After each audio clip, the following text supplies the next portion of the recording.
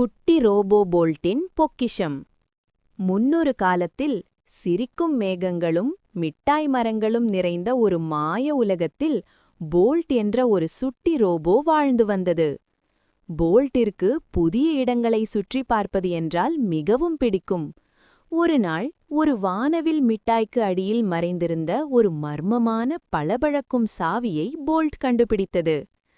இது எந்த பூட்டை திறக்கும் என்று யோசித்தவாறே போல்ட் அந்த இடம் முழுவதும் தேடி அலைந்தது. திடீரென்று ஒரு பஞ்சு மிட்டாய் மலைக்கு பின்னால் மறைந்திருந்த ஒரு சிறிய புதையல் பெட்டியை கண்டது. கிளிக் கிளக் என சாவியை திருப்பியவுடன் பெட்டி திறந்தது.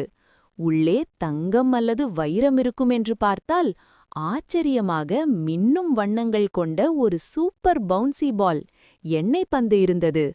மகிழ்ச்சியில் துள்ளி குதித்த போல்ட் அந்த பந்தை மேலே எறிந்து விளையாடியது.